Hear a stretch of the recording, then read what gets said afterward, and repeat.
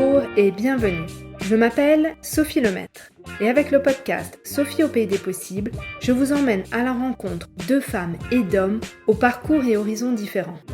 Leur point commun ? Combattre la corruption et l'évasion fiscale pour un monde meilleur, plus juste et plus éthique. Parce qu'il ne s'agit pas uniquement de rêver d'un autre monde et parce qu'il est possible de changer les choses, rejoignez-moi au pays des possibles. Pour ce nouvel épisode, j'ai eu le plaisir de recevoir le sociologue français, spécialiste des questions de délinquance économique et financière, Pierre Lascoum. Pierre Lascoum travaille sur ces sujets depuis les années 70. C'est vraiment un expert du sujet. Avec Pierre Lascoum, nous avons discuté du rôle des élites économiques et des élites dirigeantes et leur rapport au droit, à la morale et à la justice dans tout ce qui est en lien avec la corruption, l'évasion fiscale et le blanchiment. Avec Pierre Lascoum, nous avons discuté des différents thèmes abordés dans son dernier ouvrage intitulé L'économie morale des élites dirigeantes, paru en 2022 et que je vous invite à lire. J'espère que cet épisode et cet entretien avec Pierre Lascoum vous apportera un nouveau regard sur nos élites. Bonne écoute. Bonjour Pierre Lascoum, merci d'être avec nous aujourd'hui pour nous parler de vos travaux de recherche. Vous êtes sociologue, directeur de recherche émérite au Centre d'études européennes et de politique comparée de Sciences Po et directeur de recherche émérite au CNRS. Vous avez publié de nombreux ouvrages et articles dans des revues scientifiques. Pour n'en citer que quelques-uns, Les Sentinelles de l'argent sale en 2009, Sociologie des élites délinquantes en 2014, ou encore L'économie morale des élites dirigeantes paru en 2022, que j'ai d'ailleurs avec moi. Un de vos thèmes de recherche de prédilection est la délinquance économique et financière, ce qu'on appelle aussi la criminalité en col blanc, white collar crime, dans les pays anglophones. Pourquoi avoir choisi de travailler sur ce sujet de délinquance économique et financière, et pourriez-vous nous rappeler ce que cela regroupe ? La raison est très simple, c'est que j'ai une formation en sociologie et en droit. L'essentiel des travaux sur la déviance et la délinquance concerne soit les jeunes, et surtout les jeunes des classes populaires, soit la délinquance contre les personnes et les biens, et qui sont la plupart du temps réalisés par des personnes appartenant aux classes populaires. Et donc le domaine, disons, des transgressions de la déviance ou de la délinquance commises par les élites sociales, les catégories sociales supérieures, était un domaine, surtout en France, à peu près désert. Quand je dis désert, c'est surtout en termes de recherche concrète, de recherche empirique, d'enquête. Il y a bien sûr beaucoup de livres, genre les best-sellers journalistiques, ce sont, on peut dire, des essais d'auteurs, mais ce ne sont pas des enquêtes au sens propre, ou bien il y avait des travaux sur des grandes affaires. Par exemple, beaucoup d'historiens, un certain nombre d'historiens ont travaillé sur le scandale de Panama ou sur la période récente. Il y a pas mal de travaux qui portent sur l'évolution des lois contre le blanchiment en matière de stupéfiants. Et alors, est-ce que vous pourriez nous dire ce que la sociologie nous aide, comment elle nous aide à comprendre ces élites délinquantes et ces élites dirigeantes ? Qu'est-ce qu'elle nous apporte, qu'est-ce qu'elle nous permet de voir avec ces études ? Ce que je dirais, c'est que l'apport en général de la sociologie, quels que soient les domaines, c'est de permettre d'objectiver les situations, de les rendre tangibles, de les rendre concrètes, alors que souvent nous vivons avec des préjugés, des idées toutes faites sur tout un tas de questions. S'agissant des élites, les idées toutes faites, c'est que comme c'est elles qui exercent le pouvoir, comme c'est elles qui font les lois, comme c'est elles qui, dans les administrations, tiennent l'essentiel, on peut dire, des responsabilités, c'est établi historiquement dès l'Ancien Régime, l'idée que de toute façon, le gouvernant ne pouvait pas être un transgresseur, le gouvernant ne pouvait pas être quelqu'un qui violait la loi, parce que sinon il perd sa légitimité. Donc, je pense que c'est pour cela que beaucoup de gens, et qu'il y a eu des tas d'enquêtes là-dessus, on appelle ça des échelles de gravité ou des échelles de gravité de la criminalité. Quand on fait passer ce genre de tests, on voit bien que ceux qui passent toujours en premier, ce sont les atteintes violentes contre les personnes, ensuite les atteintes violentes contre les biens, les cambriolages, des choses comme ça. Et puis après, viennent des choses comme le terrorisme, par exemple, et des domaines comme les atteintes à l'environnement, les atteintes à la consommation, même si aujourd'hui, il n'y a pas d'enquête récente sur ça. Je pense qu'aujourd'hui, au moins pour l'environnement, c'est perçu encore comme un peu plus grave. Mais c'est pas du tout évident que ce soit perçu même comme de la criminalité. Vous voyez, ça va être perçu comme une déviance ou comme une transgression. Et alors, quand ce qui concerne les formes de délinquance, de déviance commises par les élites, ça n'apparaît en bas de toutes les échelles. Pour plusieurs raisons. D'une part, on pense aux entreprises. Donc, les entreprises, même si elles n'ont pas globalement une très bonne image, en même temps, c'est des pourvoyeurs d'emplois, c'est des pourvoyeurs de biens à la consommation, etc. L'utilité des entreprises passe toujours avant la perception, on peut dire, des transgressions qu'elles commettent au droit de la consommation, au droit du travail, etc. Et en ce qui concerne les élites politiques, je vous donne un exemple. Il a fallu attendre le milieu des années 80, 1980, pour que toute une série de questions sur le financement des partis politiques, sur tout ce que permettaient les différentes formes de corruption, de versement de pots de vin, provoquaient, je veux dire, comme rupture d'égalité dans les marchés publics, etc. Donc il n'y a que depuis, je veux dire, aujourd'hui, 35 ans, que les actes irréguliers commis par les acteurs politiques commencent à être vus comme des actions problématiques. Oui, d'ailleurs, on peut peut-être rappeler que c'était jusqu'au milieu des années 90, les entreprises pouvaient déduire les pots de vin qu'elles versaient à l'étranger dans le cadre de leurs impôts. Donc on voit bien l'évolution des pratiques en 20 ans. Comment est-ce que vous avez mené vos travaux de recherche? En tant que sociologue, vous organisez des entretiens, des discussions. Est-ce que c'est plutôt de l'observation? Est-ce que vous pourriez nous dire un peu plus concrètement comment vous menez votre travail? Alors, ce qu'il faut savoir, c'est que moi, j'ai commencé ma carrière au milieu des années 70 en travaillant dans un service d'études et de recherche du ministère de la Justice. Donc, c'est un endroit où nous produisions, disons, des statistiques, pour faire vite. La première chose qui est apparue, c'était justement la faiblesse de tout ce qui était les poursuites et les condamnations sur tout ce qui était le domaine économique, financier, mais aussi les atteintes à la probité. Et donc, le directeur que j'avais à l'époque m'a poussé à réfléchir à la façon de mener concrètement des enquêtes pour comprendre ces phénomènes. Alors à l'époque, disons que ce qui était à peu près la seule chose accessible, c'était en fait, j'ai fait le tour des administrations et des services techniques qui ont des pouvoirs en matière d'identification et de signalement de une série de fraudes, que ce soit les fraudes sociales, les fraudes commerciales, les fraudes fiscales, etc., etc. Donc moi, je l'ai pris sous cet angle-là, parce que sociologiquement, on ne peut pas observer des décisions qui sont prises par des chefs d'entreprise, par des entrepreneurs ou par des élus quand il y a, disons, une irrégularité dans les marchés financiers. Donc même si j'obtenais l'autorisation d'être dans le bureau d'un directeur général des services régionaux chargé d'équipement, bien évidemment, je ne verrais rien, parce que tout se passerait quand je ne suis pas là, ou quand il passe certains coups de téléphone, quand il reçoit des gens, etc.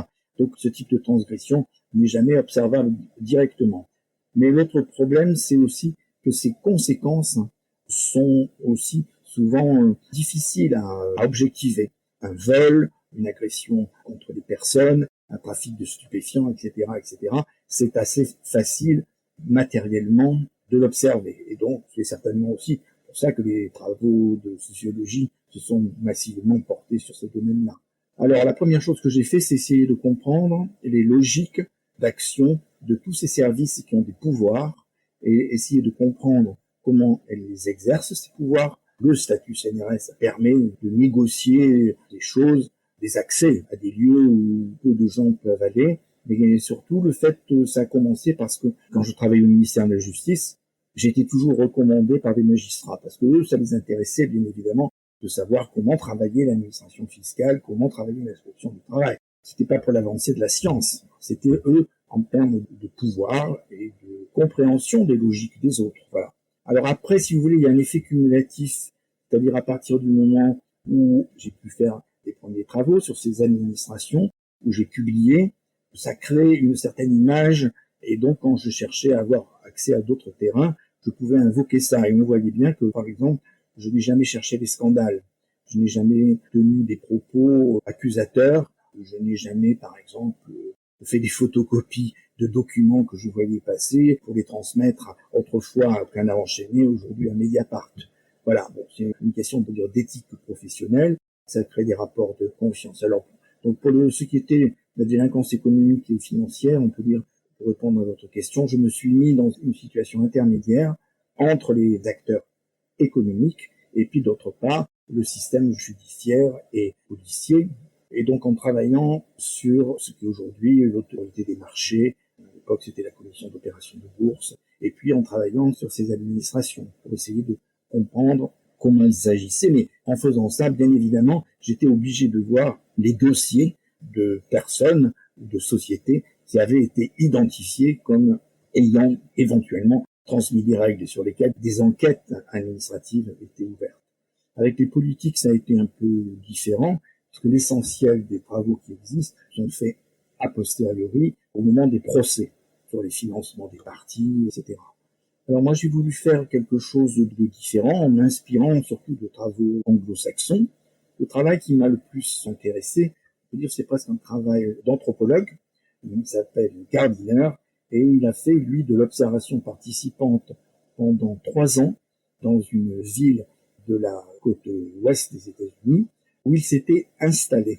Et là, il a établi des contacts avec toutes les organisations possibles et imaginables, on pourrait dire ici les associations sportives, culturelles, défendant le patrimoine au moment des rénovations, etc., etc. Et donc petit à petit, lui, il a récupéré toute une série d'observations sur la façon dont les élus étaient perçus par la population.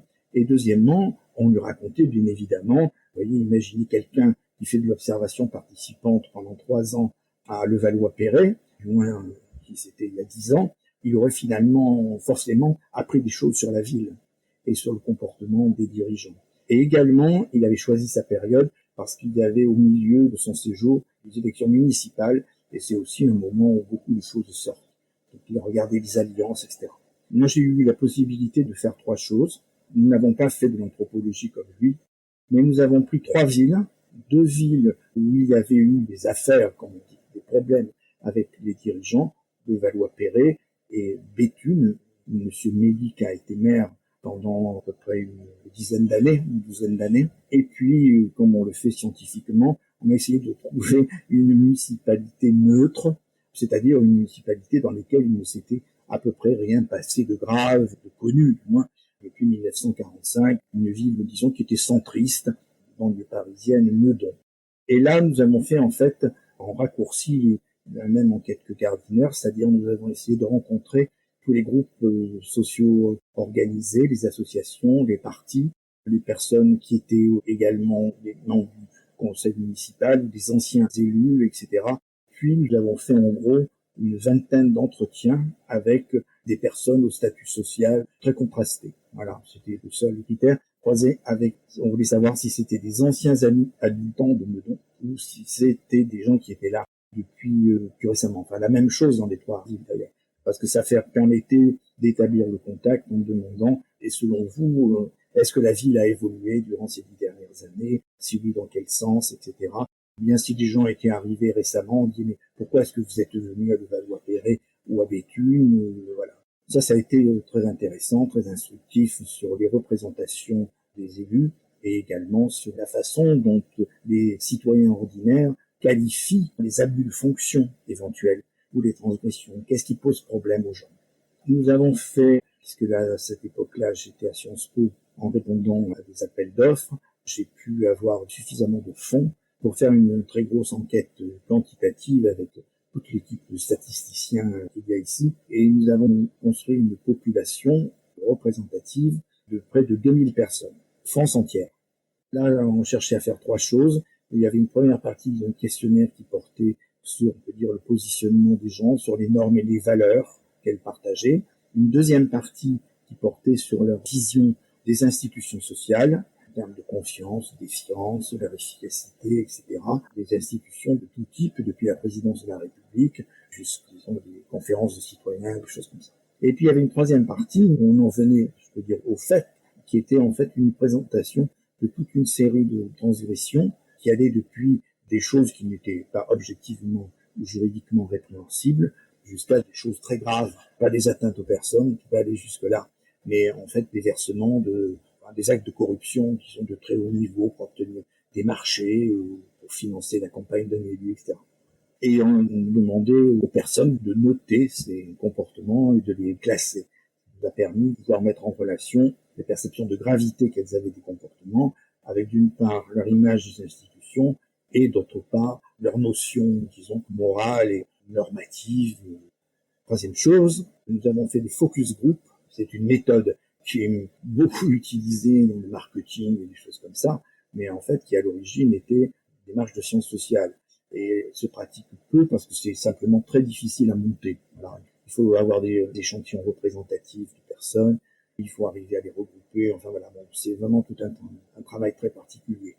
Nous allons faire une douzaine et avant il y en avait 4 qui étaient des essais pour tester notre grille et surtout notre façon d'animer le groupe. Dans les focus group, nous présentions aux gens des cartes sur lesquelles étaient inscrits des scénarios du type de ceux dont j'ai parlé, qui étaient dans la troisième partie de l'enquête, c'est-à-dire des comportements qui étaient gradués depuis des choses bénignes jusqu'à des comportements très graves. Eh bien, merci beaucoup de nous avoir expliqué les différentes étapes et méthodes que vous avez appliquées. Dans vos différents ouvrages, vous montrez que ces élites, qu'elles soient politiques ou économiques, échappent aux sanctions. Pourriez-vous nous dire pourquoi ces poursuites et condamnations sont si faibles, contrairement à la criminalité qui serait plus classique, comme le trafic de drogue ou les atteintes physiques à la personne? C'est une question essentielle, évidemment très compliquée à traiter. On peut dire que ce qui fait la différence ou l'originalité de tous ces comportements transgressifs commis par les élites, c'est d'abord leur faible visibilité. C'est que contrairement à tous les exemples que j'ai donnés avant, il y a des choses qui la plupart du temps ne se voient pas. S'il n'y a pas de contrôle fait par l'administration, s'il n'y a pas de plainte faite par quelqu'un, le comportement n'apparaît pas. La deuxième chose, c'est que tous les appareils de contrôle qui existent, que ce soit l'inspection du travail, dans le domaine de l'environnement, dans le domaine fiscal, etc., la logique, c'est pas propre à la France, qui domine la façon de travailler et d'agir, et plutôt, ils cherchent pas à sanctionner, ils cherchent pas à punir. Leur objectif principal est de discipliner, c'est-à-dire de faire évoluer les comportements, d'avoir une action pédagogique, d'expliquer, etc., etc. C'est-à-dire que pour eux, ce qui est au premier plan, c'est pas du tout une définition de la gravité, mais c'est est-ce que le sujet qui est en face de moi, est-ce qu'il est amendable ou pas. Et avant d'ailleurs que l'on décide que quelqu'un n'est pas amendable, il faut souvent beaucoup de temps. Il faut que la personne vraiment récidive un nombre important de fois. Et par exemple, une chose que j'ai pu montrer, en particulier en matière de droit du travail ou en matière d'environnement, c'est que, vous voyez, il y a un déplacement complet, c'est-à-dire que dans ces cas-là, le fait de dresser un procès-verbal qui est simplement un constat est déjà perçu la plupart du temps par ces agents comme une sanction. Donc on dit, avec toujours cette visée pédagogique, si vous ne modifiez pas vos comportements, alors je vais être obligé de dresser un procès-verbal, et il y a toujours évidemment la menace que quand on y a un procès-verbal, le procès-verbal peut être transmis au procureur de la République, etc. Mais dans tous ces domaines, il est totalement exceptionnel qu'un procès-verbal aille directement chez le procureur. D'abord, il passe par la voie hiérarchique, et deuxièmement, il faut vraiment qu'il y ait eu un cumul de comportements transgressifs, de situations dans lesquelles il aurait pu y avoir des procès-verbaux pour que finalement les agents les dressent. Donc pour eux, la normalisation des comportements, la disciplinarisation est beaucoup plus importante que la recherche d'une sanction. Donc du coup, on ne voit en bout de ligne que vraiment, on peut dire, des cas extrêmes. Regardez par exemple, je m'acharne un peu sur lui, mais je pense que tout le monde a à l'esprit, le nombre d'années, on parlait même de décennies, qu'il a fallu pour qu'il y ait une condamnation ferme de monsieur et madame Balkany. Et on se souvient, bon, les gens qui sont un peu plus âgés, c'était la même chose avec monsieur Pasqua. Il a finalement été condamné, je crois bien, pour les financements d'une de ses campagnes européennes, mais enfin, si vous voulez, il avait été mis en cause dans un nombre très important d'affaires. Et on peut dire que les réticences que les fonctionnaires éprouvent face à ce type de comportement pour les sanctionner se retrouvent aussi en partie au niveau judiciaire, parce que c'est pas parce que le procès verbal est transmis au procureur de la République qu'il va y avoir des poursuites. La plupart du temps, il va demander une enquête de police, et éventuellement, il va transmettre à un juge d'instruction, etc. Il y avait pendant très longtemps, les choses ont l'air de changer un peu, une sorte de crainte révérentielle très importante, c'est-à-dire on ne fait pas ça à un acteur politique, surtout s'il est en fonction. on ne veut pas menacer l'emploi d'une région si on poursuit tel ou tel entrepreneur, etc. C'est un certain nombre de magistrats envisageaient des situations transgressives beaucoup sous ces angles-là. Et que donc il fallait vraiment faire une balance, il fallait que les actes soient très graves, très caractérisés, qu'il y ait eu de la récidive, etc., pour que les poursuites viennent à terme et qu'au bout du compte, il y ait des sanctions. Il y a une autre chose aussi que j'ai remarqué, c'est que s'il y a une enquête, très souvent, en fait, cela se termine par un accord qui est négocié entre la personne qui fait l'objet de l'enquête ou l'entreprise et la justice. On appelle souvent ça la justice négociée. Est-ce que vous pourriez me donner votre regard sur ces accords négociés? Est-ce qu'il n'y a pas un risque finalement qu'on ait une justice à deux vitesses et une distinction entre les différents justiciables et les citoyens avec ces acteurs économiques et ces acteurs politiques? Pour l'instant, ça ne s'applique qu'aux acteurs politiques, mais aussi aux fraudeurs fiscaux. Bien sûr, c'est quelque chose qui m'a intéressé, sur lequel j'ai investigué un peu. Le parquet national financier, à ce jour, c'est-à-dire en une dizaine d'années, n'a prononcé que 18 conventions judiciaires d'intérêt public. Donc ces CGIP sont quand même l'exception. Et elles ont été jusqu'à présent réservées à des cas, on peut dire, énormes. C'est-à-dire, par exemple, les poursuites qui ont été menées contre les banques suisses, le Crédit Suisse, etc. Et il y a des moments où le parquet proposait une convention judiciaire d'intérêt public, et comme ça doit être, disons, validé par un juge du siège, le juge du siège le refuse, considère qu'il y a une telle gravité qu'il est nécessaire de renvoyer les personnes devant le tribunal. C'est ce qui est arrivé à M. Bolloré pour des opérations menées en Afrique. Ce qui est intéressant de voir, c'est que c'est quand même la tendance, puisque on le voit depuis la loi de M. Sapin, loi Sapin 2, du début des années 2000, d'abord le domaine d'application de ces CGIP a été progressivement étendu. Donc la première extension, c'est qu'on l'a appliqué pour la fraude fiscale, et plus étonnamment, l'été dernier, cette possibilité a également été donnée aux magistrats en matière d'atteinte à l'environnement.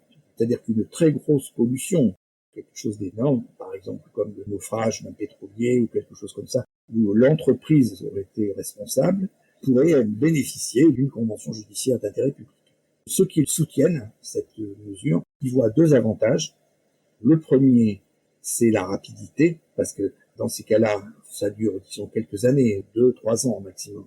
Et ce sont des enquêtes menées par les procureurs. Pas besoin d'instruction, pas besoin d'expertise, etc., etc. Donc on gagne beaucoup de temps. Et puis il y a ensuite la certitude de la peine, puisqu'on sait que ça va se terminer par une très grosse amende et des engagements de mise en conformité.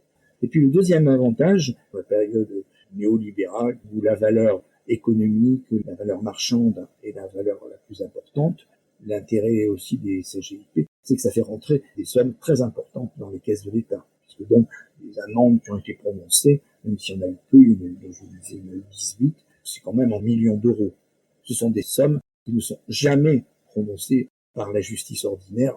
Si l'entreprise concernée était passée devant un juge correctionnel, jamais elle n'aurait obtenu de condamnation à ce niveau-là, ne serait-ce que parce que le code pénal prévoit des fourchettes pour toutes les peines, l'emprisonnement, mais aussi pour les amendes. Et je crois que le montant le plus important, me semble-t-il, c'est je ne sais plus si c'est 200 000 ou 500 000 euros, mais je pense que c'est plutôt 200 000, c'est le haut de la fourchette. Donc ça n'a rien à voir, si vous voulez, avec les sommes qui peuvent être récupérées par les CGIP. Alors maintenant, l'autre facette de cette affaire, c'est que d'une part, on a affaire à une justice qui est quand même extrêmement opaque, puisque d'abord, il n'y a pas de reconnaissance de culpabilité, donc au fond, on ne connaît pas la réalité des transgressions qui ont eu lieu, seuls les procureurs les connaissent. D'autre part, le fait que les arguments qui ont conduit les magistrats à choisir cette option sont aussi réduits au minimum, puisqu'il n'y a pas de jugement public, il n'y a pas de débat, il n'y a pas de témoins, il n'y a pas etc. Donc, on est vraiment dans une opacité, disons, très très grande. Il n'y a que dans la phase finale, il va y avoir une validation parmi les magistrats. Là, il y a une audience, mais les journalistes veillent. Et donc, on a eu, disons, des retours sur ces audiences, mais elles sont très rapides, très réduites, etc. Donc, le magistrat qui préside le tribunal dit simplement s'il est d'accord avec la signature du CGIP ou s'il la refuse. Et il donne quelques éléments, ce que j'ai dit par exemple pour Bolloré, que le niveau de gravité de l'affaire nécessitait un procès public. Mais oui, on n'en sait pas plus. Oui, d'ailleurs, ça donne un peu l'impression que c'est une justice comptable, des amendes énormes, c'est assez attractif, c'est ce qu'on voit aux États-Unis. Après, la question, c'est est-ce que cela permet de changer des comportements? Donc là, on va parler des entreprises, mais si les personnes qui étaient à la tête de l'entreprise sont toujours en poste, etc., donc ça pose un certain nombre de questions. Dans votre dernier ouvrage, L'économie morale des élites dirigeantes, vous consacrez un chapitre sur l'autorégulation économique. Je connaissais les tribunaux de commerce, mais en fait, en lisant votre livre, j'y ai découvert en fait toute la particularité, la singularité de ces tribunaux. Pourriez-vous nous expliquer ce qui en fait un système à part entière et les problématiques que ça peut poser? On peut dire que c'est une forme de justice corporative, si va être trop critique, qui tire sa légitimité de l'histoire. Je vais pas tout vous raconter. Enfin bon, ça commence dans l'arbitrage des différends qui opposent les commerçants pendant les foires au Moyen-Âge. Voilà. Et donc c'était une justice qui était rendue, même pas une justice, enfin bon, c'était des arbitrages qui étaient rendus par les professionnels pour des professionnels. Malgré, on peut dire, des changements historiques, ce qui est remarquable, c'est que cette forme de justice a survécu à des événements majeurs, comme la Révolution française. Il ne faut pas être très pointu en histoire pour savoir que les révolutionnaires, les constituants, ne voulaient plus entendre parler de corporations. Ils étaient anticorporatistes, mais ils ont fait une exception pour les tribunaux de commerce. Sous Napoléon, alors qu'il voulait une justice centralisée, professionnalisée, etc., finalement, les tribunaux de commerce ont survécu. Ils ont même mis en prime droit à un code, donc toujours des codes civils, pénaux, etc. Mais il y a aussi un code de commerce qui date de la période napoléonienne, qui veut dire donc qu'il y a une légitimité par l'histoire. Alors pourquoi tout ça a perduré? C'est d'abord l'efficacité. C'est une justice qui est beaucoup plus rapide que la justice ordinaire. Et d'autre part, comme toutes ces formes de justice professionnelle, elle contribue, on peut dire, à l'homogénéité et à la cohérence dans le milieu professionnel. Alors il y a eu un autre moment que j'ai étudié, c'est ce qui s'est passé à partir de 1981, avec l'arrivée de la gauche au pouvoir. Il y avait toute une série de dysfonctionnements qui étaient connus, archi connus, à propos des tribunaux de commerce, et qui n'avaient entraîné aucune réaction.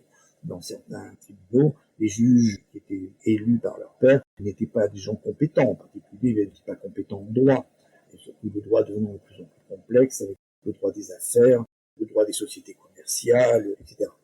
Il y avait un gros problème de ce côté-là, et également le fait qu'il y avait des conflits d'intérêts majeurs entre les juges d'un côté, les partis de l'autre. Il y a beaucoup d'histoires autour de ces pratiques qui laissaient entendre que c'était une justice qui à certains moments était tout à fait partiale et privilégiait certains des acteurs au détriment des autres, ce qui n'était pas bon dans la vie économique, puisque il y avait non seulement souvent les salariés étaient en cas de faillite les derniers remboursés, accumulation de dettes, il y a des truands en affaires, comme disons des attaques de banques et de trafic de drogue. Il y a des gens qui finalement montent des affaires pour faire des faillites et pour récupérer la mise. Donc à partir de 81, il y a eu différentes tentatives menées par des gens, on peut dire, qui ont la réputation d'être de très bons juristes, et puis des gens courageux. Par exemple, Badinter, quand il était député, Montebourg et un des magistrats qui était aussi député, fait une commission d'enquête qui a révélé beaucoup de choses, etc. Ça a été repris sous Guigou, puis sous Madame Taubira, qui n'est pas considérée comme une faible. En fait, voilà, tous les projets de réforme des tribunaux de commerce ont échoué. Et durant l'été, il y a eu les états généraux de la justice. Dans la section justice civile et commerciale, il y a un certain nombre de choses qui ont été dites par des magistrats sur le fonctionnement de la justice sur le tribunal de commerce. Et ça a immédiatement déclenché une bronca, une menace de grève, etc. Donc si vous voulez, l'explication que l'on peut donner, qui est un peu simpliste, mais que l'on comprendra bien, je pense, c'est de dire que d'abord, c'est une institution qui a la légitimité historique pour elle. Dans la mesure où ils ont traversé toutes les périodes que j'ai énumérées sans dommage, on ne voit pas pourquoi ça changerait aujourd'hui. Ça, c'est la première chose. La deuxième, c'est que dès qu'on veut toucher un cheveu à la justice commerciale, il y a tout le milieu des affaires qui se mobilise. Et aujourd'hui, le milieu des affaires, c'est plus les petits commerçants. Ceux qui sont dans les tribunaux de commerce, dans les plus importants, c'est des gens qui sont soit banquiers, soit qui travaillent dans des grandes sociétés commerciales. Et eux, ça les arrange bien de garder la haute main sur ce qui se joue dans les tribunaux et de refuser à voir arriver des juges professionnels. Merci beaucoup. Alors je sais que vous êtes occupé, je ne veux pas prendre trop de votre temps, mais j'ai quand même une dernière question que j'aimerais vous poser, en tout cas une dernière thématique que j'aimerais aborder avec vous si c'est possible. Dans ce livre, donc l'économie morale des élites dirigeantes, vous êtes aussi intéressé à la rhétorique des élites. Il y a de nombreuses pépites. J'ai découvert, lu avec grand intérêt certaines choses. J'ai été assez surprise par certaines phrases qui ont pu être sorties. Pourquoi vous êtes-vous intéressé à cette rhétorique et qu'est-ce que cette rhétorique nous apprend sur ces élites? Je peux dire que c'est assez simple puisque je suis un observateur de tout ce qui concerne la délinquance économique, financière et des atteintes à la probité depuis longtemps. Quelque chose qui m'a toujours frappé, c'est la facilité d'accès de tous ces acteurs aux médias. Je pense que le sommet a été atteint par deux personnes. On a vu plusieurs fois lorsque Nicolas Sarkozy a été mis en cause par toute une série de choses, aussi bien le financement de sa campagne que maintenant sur les questions des financements aussi libyens éventuels. On a l'impression qu'il sort du bureau d'enquête policière ou du bureau du juge d'instruction et il va directement sur un plateau de TF1. Et là, on lui accorde un quart d'heure, 20 minutes pour se justifier sans que le journaliste en face ne mette vraiment en valeur, disons, les soupçons qu'il y a à son égard. Un des recordman a été Carlos Ghosn, puisque après sa fuite au Japon, bien conseillé, il a arrosé les médias du monde entier par des interviews tout à fait calibrées où il a pu décliner sa défense en long, en large, en travers et accuser les Japonais du pire, sans avoir de contradiction. Donc je crois que c'est ça qui m'a, je dirais, à un moment donné, c'était juste un peu trop, quoi. Donc j'avais évidemment des dossiers, je me suis mis à lire tout ça. D'abord, une chose qui m'a frappé, c'est que les entreprises aussi communiquent quand elles sont mises en cause. On trouve beaucoup d'argumentaires, et eux, ils ont des services de communication, ils sont là pour ça. La com fait son travail. Voilà, donc ce que j'ai voulu, si vous voulez, c'était simplement pour mettre un peu d'ordre dans tout ça, et puis dégager quatre grandes formes, on peut dire, d'argumentation, de justification, qui ont pour finalité de dédramatiser, de réduire les accusations, montrer que les attaques qui sont portées contre telle personnalité sont disproportionnées. Pour résumer, il y a un peu quatre formes. Il y a d'abord l'attitude de base qui est le déni, mais je vous parle de déni public, c'est-à-dire le fait d'assumer. Tout le monde se souvient de Cahuzac, les yeux dans les yeux, je vous le dis, etc. Voilà, ça se décline sous des formes diverses, mais le déni est un des comportements le plus facilement observables. Alors ensuite, je me suis intéressé à deux autres pratiques, qui contribuent à complexifier les affaires. La première chose consiste à dire la justice n'a pas compris ce qui s'est passé vraiment. Et moi, je vais vous le dire. Donc cette façon d'ajouter toute une série d'éléments pour dédramatiser, et même éventuellement supprimer tout caractère délictueux, comportement drogué. Ce qu'il faut voir, c'est que ce qui se passe pour les élites économiques et politiques ne se passe pas pour les autres. On n'a jamais vu un même grand truand sortant de chez le juge d'instruction et se retrouvant sur un plateau de TF1 dans les jours qui suivent pour faire état de sa défense. Vous voyez, c'est ça qui fait quand même la différence majeure sur l'organisation des médias. La troisième forme, c'est la déresponsabilisation. Dire oui, il s'est passé des choses pas correctes. Bon, ça, c'est des banques, la Crédit Suisse, etc. Très bonnes là-dedans. Ah oui, non, mais c'était l'ancienne direction. Aujourd'hui, c'est plus comme ça. Aujourd'hui, on a changé de politique. Ou bien, ah non, mais c'est pas la direction qui a failli, c'est les degrés inférieurs. On a l'impression d'entendre Poutine. Et lui, il n'a aucun problème. Et c'est ses généraux et ses administrations régionales qui font mal le travail. Vous voyez ce genre de déresponsabilisation. Et la quatrième, c'est une forme de banalisation qui consiste à dire, mais je vois pas pourquoi on me cherche des poux sur la tête à moi, alors que tout le monde fait la même chose. Et cette façon de noyer une pratique en la supposant générale et en accusant ceux qui la mettent en évidence de s'acharner sur une personne alors qu'il y en a d'autres qui mériteraient autant si ce n'est plus, c'est aussi un comportement très important. Mais je pense que ça rejoint un peu les questions que vous me posiez au début, c'est que quand on n'entend pas autre chose, maintenant, bon, à la télévision, à la radio, il y a quand même toutes ces émissions sur les enquêtes, les vérificateurs, mais c'est très récent, ça doit dater de, je ne sais pas, il y a à peu près 4-5 ans, quelque chose comme ça, peut-être moins. Mais sinon, et il faut voir sur quelle chaîne c'est produit. Ceux qui ne regardent que TF1 et n'écoutent que RTL ou Radio Monte Carlo n'entendent jamais parler de ça. Ça contribue aussi, cette situation-là, à expliquer pourquoi ces transgressions en matière économique et financière et d'atteinte à la probité n'ont pas de visibilité sociale, ne sont pas perçues par les citoyens comme des atteintes graves. Cela, évidemment, se répercute sur la façon dont les administrations et la justice fonctionnent. Écoutez, merci beaucoup. J'invite toutes les personnes qui écouteront l'épisode à lire votre livre qui est accessible. Il n'y a pas besoin d'être expert du sujet pour suivre. Il y a énormément d'exemples, c'est extrêmement riche, c'est fascinant. Il y a certains aspects où on a l'impression un peu de lire comme un roman policier. À nouveau, je vous remercie pour votre temps, votre disponibilité et d'avoir échangé avec moi sur ces thématiques.